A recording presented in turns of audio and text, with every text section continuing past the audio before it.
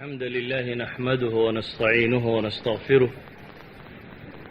ونعوذ بالله من شرور أنفسنا ومن سيئات أعمالنا من يهد الله فهو المهتد ومن يضلل فلا هادي له وأشهد أن لا إله إلا الله وحده لا شريك له وأشهد أن محمدا عبده ورسوله وبعد أخوتي في العقيدة أن درس كان عاوة المام الدونة ومعلم من معالم التربية في العهد المكي تير كمدة أما تلمامة كمدة تلمامه تربية إسلامية إسلامك أما الدين النبي محمد صلوات الله وسلامه عليه اللي سودي بي وواصلوا يهي حديث جبريل ملك الجبريل انتو نبي محمد يمي صلوات الله وسلامه عليه أي سؤال ويدية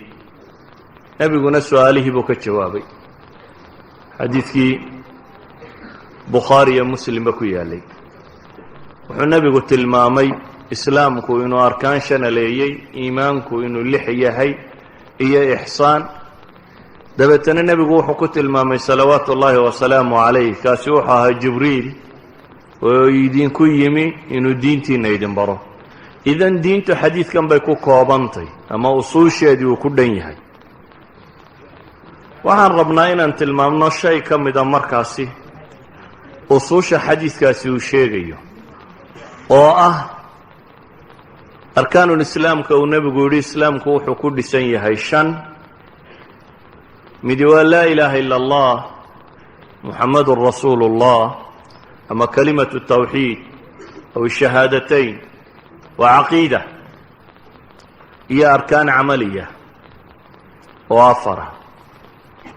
وحان وحكت الماما إنا مركا كان ركن كم إذا أركان توسي عملية ألا وهي الصلاة كما هاد لأن الصلاة دي واجب كده الصلاة دي أركان كده الصلاة دي وحيكوها الصحة الصلاة دي مهمة ده لكن waxaan tilmaamaynaa sida ay muhiim ugu tahay bulsho muslima dhisideed oo nabigu salawaatu ullaahi wa salaamu alayhi ahdi aan dawlad islaami jirin oo masaajida cusub oo la dhistay aan jirin allahumma illa masaajidka xaramka ee isaga dhowr boqol 360 sano miyaaleen mooyaan aan masaajidka la joogin waan meel la isugu yimaado kale jirin ayaa ilaahay subxaanahu wa tacaala salaada ku waajibiyey ta macnaheedu waxa weeyaan salaadu inay tahay waxa abuura bulshada muslimka ah waxa in badan dadka maanta ay ka fakarayaan xagga gaalaa jirto halkan waxba la isku garaacaya maada nacmal bay dadku isweydiinayaan waxaan leenahay arkaantii islaamka ama dadka muslimiinta dhisaysay baa u baahan inaynu dib u milicsano waxaa u baahan inaynu dib u milicsano salaadaas waa asaas bay u tahay baynu leenahay takwiin alumma alislaamiya walidaalika iyadoo aan arkaanta kale la waajibin baa ilaahay salaad waajibiyey waxaa intaasi dheer nebi moxamed salawaatu ullaahi wasalaamu calayh markay naftu ka sii baxaysay ugu dambaysayna waa wuxuu dardaarmay yacni qofku marka uu dhimanayo ee uu og yahay inuu dunida tan ka tegayo ee uu isleeyay dadkii uu ka naxayay u dardaaran waxa uu dardaarmaa waxa ugu weyn ee uu isleeyay dadka uga sii tag nebi moxamed salawaatu ullaahi wasalaamu calayhi wasiyaadkiisii ugu dambeeyey bale naftu markay ka sii bixi doonto wasiyadu lahaa asalaa wamaa malakat aymaanukum sida xadiidka abi daawuud iyo keyrkiiba sheegayaan sheekh albani saxiixa ku tilmaamayo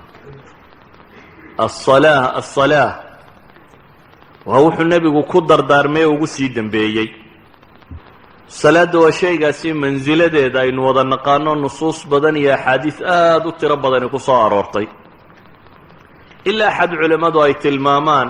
arkaanta kale dhulkaa lagu waajibiye meel bini aadam gaadho halkii ugu sarraysay markuu nebi moxamed marayey salawaatu ullaahi wasalaamu calayh in la soo faray leylat lmicraaj haddaynu dib ugu noqonno qur'aanka makiga ah waxaynu dareemaynaa inay salaadu ka mid ahayd waxyaabihii tawxiidka la socday. waxaynu dareemaynaa inay ka mid ahayd waxyaabihii nebiyadii hore ilaahay subxaana wa tacaala uu soo faray. sideedaba arkaantan shanta ahi haddaad nusuusta qur-aankaa dib ugu noqoto waxay ka mid yihiin diimihii samada ka soo degay waxyaabaha ay wadaagaan intooda badani. hadday xajtay, hadday soontay, hadday salaad tahay, hadday zake tahay, kayfiyaadkeedunbaa kala gedisnaa. mansilada ay ka taagan tahay waxaa kaaga filan ilaahay subxaanaه wa tacaala wuxuu ka warramayaa abulambiyaai ibraahima calayhi الsalaam. nebi ibraahim oo ilaahay baryaya oo maxay ka baryaya? rabbi ijcalnii muqiima الصalaaة wamin duriyati rabbana wataqabal ducaa. nebi ilaahay baryaya subxaanaه wa tacaala oo gacmaa kor u taagaya oo waxa uu ilaahay weydiisanaya ay tahay inuu alle ka yeelo mid salaada ooga. ahmiyadeeda waxay tilmaamaysaa inay hidaaya gaara u baahantahay salaada oogiddeedu, hidaayo gaara inay u baahan tahay. sidaa daraaddeed baa abulambiyaa intuu ilaahay baryay subxaana wa tacaala ayuu ilaahay wuxuu weydiisanayaa inuu alle ka yeelo mid salaada ooga. haddaynu qur-aanka akhrino waxaynu arkaynaa ambiyadii hore. nebi ciise oo leh qaala inii cabdullah aataaniya alkitaaba wajacalanii nabiya wajacalanii mubaarakan aynamaa kunt waawsaanii biالصalaati waالzakaati maa dumtu xaya. nebiyullaahi ciisa oo le ilaahay baa subxaanahu wa tacaala ii dardaarmay amase i amray i faray salaad iyo zako inta aan noolay. waxaynu qur-aanka ka dareemaynaa iyadoo nebi muuse markii tawxiidka loo dhiibay salaadana loo dhiibay. walidalik baa ilaahay subxaanaه wa tacaala qur-aanka wuxuu inoogu tilmaamayaa saacaadkii koowaad ee waxyiba nebi muuse ku soo dego waxaa lagu yidhi waana اkhtartuka faاstamic lima yuuxى inanii ana allahu laa ilaaha ilaa ana faacbudnii waaqimi الصalaaةa lidikri. waxaynu dareemi karnaa nebi haaruun sidoo kale an tabawa'a liqowmikuma bimisra buyuuta wajcaluu buyuutakum qibla waaqimu الصalaaة. waxaynu dareemaynaa iyadoo ilaahay subxaanaه wa tacaala uu inooga warramayo nebi moxamed salawaatu ullaahi wasalaamu calayh oo loo tilmaamayo walaa tamudanna caynayka ilaa maa matacna. ilaahay uu tilmaamayo waxaan bidhbidhkan adduunya zahrat alxayaati اdunya inaanu waxba isku mashquulin oo indhaha u taagin. maxay samee baa lagu yidhi wa'mur ahlaka biالصalaati wastabir calayha laa nas'aluka risqa naxnu narsuquk waalcaaqibatu litaqwa. idan qur-aanka markaynu u fiirsanno makiga ah, qur-aanka aan akhriyay waa qur-aan makiya. qur-aankaasi makiga ah markaynu u fiirsanno ilaahay subxaanaه wa tacaala iyadoo maka la joogo ayuu muslimiinta salaad uga warramayay. loo warramayay ambiyadii hore iyo salaaddu halkay ka taagantay. loo warramayay nebi moxamed salawaatu ullaahi wasalaamu calayh iyo wixii alla faray. bale qur-aanka ilaahay wuxuu ku tilmaamayaa luqmaan alxakiim, mid xikmad la siiyey oo luqmaan la yidhaahdo. luqmaan xikmaddii ugu weynayd ee uu ilmihiisa kula dardaarmaya waxaa ka mid ahayd yaa bunaya aqimi الصalaaة yaa bunay aqim الصalaaةa wأmur biاlmacruufi wanha can اlmunkar. inahaasi oo dhan markaynu isku darro waxaynu leenahay salaadu waxaa laysfaray inay noqoto usuusha koowaad ee islaamnimadu ka intilaaqda ama si ay ka bilaabanto, inay noqoto waxyaabaha ugu waaweyn ama tiirarka ugu waaweyn ee islaamnimada qofka muslimkii ay ku taagan tahay. waxaynu dareemi karnaa hadday qur-aanka makiga ah sidaa ku ahayd, markii nebiga salawaatu ullaahi wasalaamu calayhi uu hijrooday ee uu madiine tegey, markan hore afraad baa la binaynayay. mujtamaca biniyadiisii koowaad, usuushiisii koowaad waxay dowladdu islaamkii ku dhismaysay qof qof buu ahaayee afraad, dad fara ku tiris oo la tirin karayo oo reer maka ah laakiin salaadaas bay ahayd wixii lagu kobciyey madiina markuu tegayna nebigu salawaatu ullaahi wasalaamu calayhi wuxuu bilaabay dowlad islaamiya inuu dhiso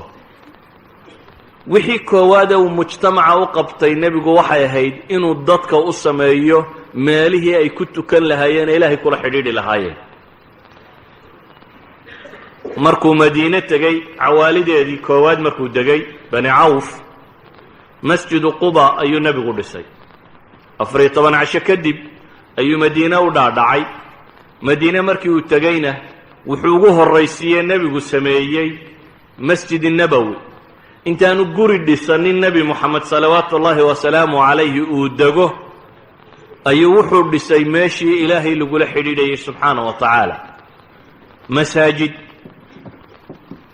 waxay culammadu yidhahdaan dowladdii islaamiga koowaad wuxuu nebigu ku bineeyey 3 shay bay yidhaahdaan xidhiidhka basharka iyo alla u dhexeeya in la xoojiyo salaada oo masaajid loo sameeyey 2 mujtamaca dhexdiisa in la isku xidho oo walaaleeyey dadkii ansaartii iyo muhaajiriintii si islaamnimadoodu ay u adkaato oo dad aan rixim walaalo ku ahayn inuu nebigu walaalo ka dhigay thalithul amr waxay ahayd heshiisyadii uu la galay muslimiinta gudaha joogta iyo gaaladii kale ee aan markaasi mawaaciiddii ama cuhuuddii ama mawaahiiqdii uu la qortay yuhuud iyo mushrikiin iyo dadkii kale waxaynu arkaynaa markaa usuushii lagu bineeyey dowladda islaamiga ay hadday tahay maka markii la joogay afraadda la dhisayey salaad bay ahayd hadday ahayd markii madiine la tegay wixii lagu bineeyey salaad bay ahayd ilaahay qur-aanka wuxuu inoogu tilmaamayaa kale marka la tilmaamayo ummad islaamiya markay dhisanto camalka laga rabaa muxuu yahay waynagan le dowladdu muslim ha noqoto dowlad islaamiya ha la dhiso shareecada ha lagu dhaqmo shareecada lagu dhaqmaya maxaa u horeeya ilaahay qur-aanka wuxuu ku leeyahay aladiina in makannaahum aqaamuu الصalaaة waxaa lagu bilaabay dowladda haddii laydin makansiiyo aladiina in makannaahum kuwaba ilaahay leeyahay marka aanu makansiino dhulka ee iyagu ay xoog bataan ee ay noqdaan dowlad islaamiya oo jirta ay noqdaan bulsho muslim oo jira waxa laga raba inay qabtiyo koowaad muxuu yahay aqaamuu الصalaaة baa ilaahay yidhi idan camalka koowaad ee dowlad islaamiya laga rabo inay qabataa isaga laftiisa waxa weeyaan iqaamatu الصalaaة salaada in la oogo salaada markaa oogisteedu haddaynu nidhi cahdigii makiga ahaa salaad baa la isfarayay qur'aankii makiga ambiyadu ka warramaya iyadoo salaad la farayo ka warramaya nebi moxamed markuu madiine tegey salaad buu ka bilaabay iyo masaajideedii in la hagaajiyo salawaatu ullaahi wasalaamu calayh ilaahay wuxuu inoo tilmaamay dowlad haddii laydin siiyo oo dadka muslimiinta ay dowlad helaan waxa laga rabaa inay dhisaan inay tahay aqaamu الصalaaة wasiyadii ugu dambaysay nebi moxamed uu ka tago waxay ahayd aلصalaaة taasi waxa ay tilmaamaysaa sida dad badan salaadu ugu muuqato inaanay ahayn waxaa laga yaabaa inaynu dadkani ka fakerayaan acmaal siyaasiyaa loo baahan yahay acmaal iqtisaadiyaa loo baahan yahay acmaal kanaa loo baahan waxaba waxa ka horaysa acmaal salaadaa loo baahanya haddaad siyaasi dhaboo muslima tahay waa haddaad salaada si fiican dadka u barto waayo salaadu waa iimaankii camaliga ahaa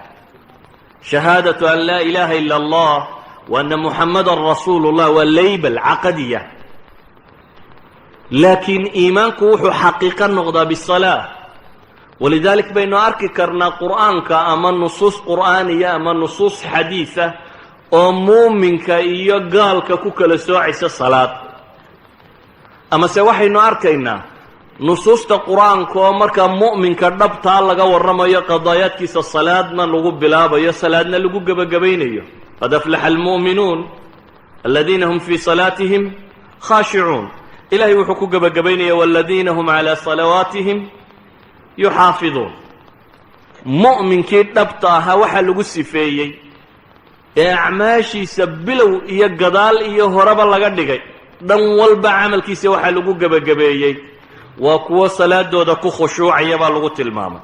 ama waa kuwo salaadooda ilaalinaya bale waxaynu tilmaamaynaa dadka ashhadu an laa ilaaha ila allah wa ashhadu anna muxamadun rasuulullah afka kaga wada dhawaaqay waxyaabaha lagu kala soocaa inay tahay salaad.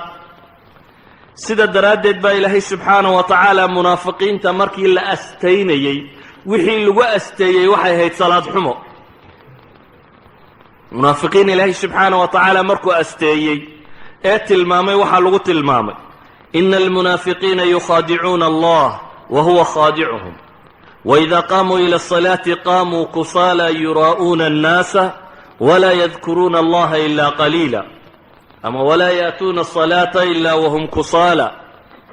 fii suurati tawba aw suurati الnisa. ilaahay subxaanahu wa tacaala markuu rabay in mu'minka dhabta ah laga dhex tilmaamo ka munaafaqa ah ee nifaaqa ku sifoobay ee hadalkan uu afka ka leeyaa shahaadii aanu dhab ahayn, astaanta rasmiga ee lagu dhejiyey waxay noqotay inay yihiin kuwo salaadooda u kacaya iyagoo kusaala ah, iyagoo caajisa, iyagoo liita, iyagoo aan dan badan ka lahayn. الحمد لله نحمده ونستعينه ونستغفره ونعوذ بالله من شرور أنفسنا ومن سيئات أعمالنا. من يهد الله فهو المهتد ومن يضلل فلا هادي له. وأشهد أن لا إله إلا الله وحده لا شريك له وأشهد أن محمدا عبده ورسوله وبعد. أخوتي في العقيدة أن درس كان عاوة المام الدونة ومعلم من معالم التربية في العهد المكي تير كمدة أما تلمامة كمدة تلمامه تربية إسلامية إسلامك أما الدين النبي محمد صلوات الله وسلامه عليه اللي سودي بي ووصلوا يهي حديث جبريل ملك الجبريل انتو نبي محمد يمي صلوات الله وسلامه عليه أي سؤال ويدية نبي قلنا سؤاله بك جوابي حديث بخاري مسلم بكو يالي وحو نبي قلت المامي إسلامكو إنو أركان شناليي إيمانكو إنو لحيهي إيا إحسان دبتنا نبي قلت المامي صلوات الله وسلامه عليه كاسوحها جبريل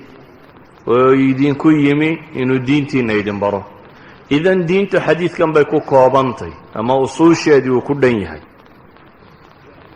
وحان ربنا إن أنت المامنا الشيء كم إذا مركاسي أصول حديث كاسي وشيغيو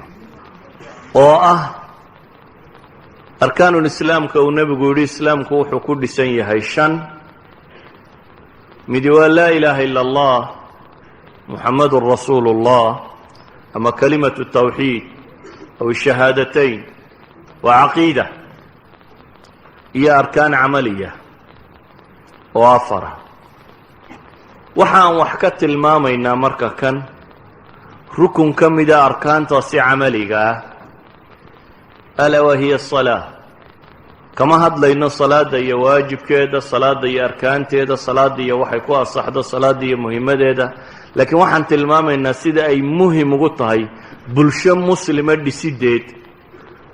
oo nebigu salawaatu ullaahi wasalaamu calayhi cahdi aan dowlad islaami jirin oo masaajidda cusub oo la dhistay aanay jirin, allahuma ilaa masaajidkaa dee xaramka ee isagaa 360 sano miyaaleen mooyaane aan masaajid kale joogin, waan meel la isugu yimaadoo kale jirin, ayaa ilaahay subxaanahu wa tacaala salaada ku waajibiyey. taa macnaheedu waxa weeyaan salaadu inay tahay waxa abuura bulshada muslimka ah. waxa in badan dadka maanta ay ka fakarayaan xagga gaalaa jirto halkan waxba la isku garaacaya, maadaa nacmal bay dadku isweydiinayaan. waxaan leenahay arkaantii islaamka ama dadka muslimiinta dhisaysay baa u baahan inaynu dib u milicsanno. waxaa u baahan inaynu dib u milicsanno salaadaas. waa asaas bay u tahay baynu leenahay takwiin alumma alislaamiya. walidaalika iyadoo aan arkaanta kale la waajibin baa ilaahay salaad waajibiyey. waxaa intaasi dheer nebi moxamed salawaatu ullaahi wasalaamu calayh markay naftu ka sii baxaysay ugu dambaysayna waa wuxuu dardaarmay. yacni qofku marka uu dhimanayo ee uu og yahay inuu dunida tan ka tegayo ee uu isleeyay dadkii uu ka naxayay u dardaaran waxa uu dardaarmaa waxa ugu weyne uu isleeyay dadka uga sii tag nebi moxamed salawaatu ullaahi wasalaamu calayhi wasiyaadkiisii ugu dembeeyey bale naftu markay ka sii bixi doonto wasiyadu lahaa aلsalaa aلsalaa wamaa malakat aymaanukum sida xadiidka abi daawuud iyo keyrkiiba sheegayaan sheekh albani saxiixa ku tilmaamayo aلsalaa aلsalaa waa wuxuu nebigu ku dardaarmay ugu sii dembeeyey salaadda waa shaygaasi mansiladeeda aynu wada naqaano nusuus badan iyo axaadiis aada u tiro badani ku soo aroortay ilaa axad culimmadu ay tilmaamaan arkaanta kale dhulkaa lagu waajibiye meel bini aadam gaadho halkii ugu sarraysay markuu nebi moxamed marayey salawaatu ullaahi wasalaamu calayh in la soo faray leylat lmicraaj haddaynu dib ugu noqonno qur'aanka makiga ah waxaynu dareemaynaa inay salaadu ka mid ahayd waxyaabihii tawxiidka la socday waxaynu dareemaynaa inay ka mid ahayd waxyaabihii nebiyadii hore ilaahay subxaana wa tacaala uu soo faray sideedaba arkaantan shanta ahi haddaad nusuusta qur-aankaa dib ugu noqoto waxay ka mid yihiin diimihii samada ka soo degay waxyaabaha ay wadaagaan intooda badani hadday xajtay hadday soontay hadday salaad tahay hadday zake tahay kayfiyaadkeedunbaa kala gedisnaa mansilada ay ka taagantahay waxaa kaaga filan ilaahay subxaanaه wa tacaala wuxuu ka warramayaa abulambiyaai ibraahima calayhi الsalaam nebi ibraahim oo ilaahay baryaya oo maxay ka baryaya rabbi ijcalnii muqiima الصalaaة wamin duriyati rabbana wataqabal ducaa nebi ilaahay baryaya subxaanaه wa tacaala oo gacmaa kor u taagaya oo waxa uu ilaahay weydiisanaya ay tahay inuu alle ka yeelo mid salaada ooga ahmiyadeeda waxay tilmaamaysaa inay hidaaya gaara u baahantahay salaada oogiddeedu hidaayo gaara inay u baahan tahay sidaa daraaddeed baa abulambiyaa intuu ilaahay baryay subxaana wa tacaala ayuu ilaahay wuxuu weydiisanayaa inuu alle ka yeelo mid salaada ooga haddaynu qur-aanka akhrino waxaynu arkaynaa ambiyadii hore nebi ciise oo leh qaala inii cabdullah aataaniya alkitaaba wajacalanii nabiya wajacalanii mubaarakan aynamaa kunt waawsaanii biالصalaati waالzakaati maa dumtu xaya nebiyullaahi ciisa oo le ilaahay baa subxaanahu wa tacaala ii dardaarmay amase i amray i faray salaad iyo zako inta aan noolay waxaynu qur-aanka ka dareemaynaa iyadoo nebi muuse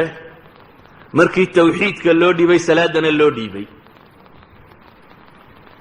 walidalik baa ilaahay subxaanaه wa tacaala qur-aanka wuxuu inoogu tilmaamayaa saacaadkii koowaad ee waxyiba nebi muuse ku soo dego waxaa lagu yidhi waana اkhtartuka faاstamic lima yuuxى inanii ana allahu laa ilaaha ilaa ana faacbudnii waaqimi الصalaaةa lidikri waxaynu dareemi karnaa nebi haaruun sidoo kale an tabawa'a liqowmikumaa bimisra buyuuta wajcaluu buyuutakum qibla waaqiimu الصalaaة waxaynu dareemaynaa iyadoo ilaahay subxaanaه wa tacaala uu inooga warramayo nebi moxamed salawaatu ullaahi wasalaamu calayh oo loo tilmaamayo walaa tamudanna caynayka ilaa maa matacna ilaahay uu tilmaamayo waxaan bidhbidhkan adduunya zahrat alxayaati اdunya inaan waxba isku mashquulin oo indhaha u taagin maxay samee baa lagu yidhi wa'mur ahlaka biالصalaati wastabir calayha laa nas'aluka risqa naxnu narsuquk waalcaaqibatu litaqwa idan qur-aanka markaynu u fiirsanno makiga ah qur-aanka aan akhriyay waa qur-aan makiya qur-aankaasi makiga ah markaynu u fiirsanno ilaahay subxaanaه wa tacaala iyadoo maka la joogo ayuu muslimiinta salaad uga warramayay loo warramayay ambiyadii hore iyo salaaddu halkay ka taagantay loo warramayay nebi moxamed salawaatu ullaahi wasalaamu calayh iyo wixii alla faray bale qur-aanka ilaahay wuxuu ku tilmaamayaa luqmaan alxakiim mid xikmad la siiyey oo luqmaan la yidhaahdo luqmaan xikmaddii ugu weynayd ee uu ilmihiisa kula dardaarmaya waxaa ka mid ahayd يا بني أقم الصلاة يا بني أقم الصلاة وأمر بالمعروف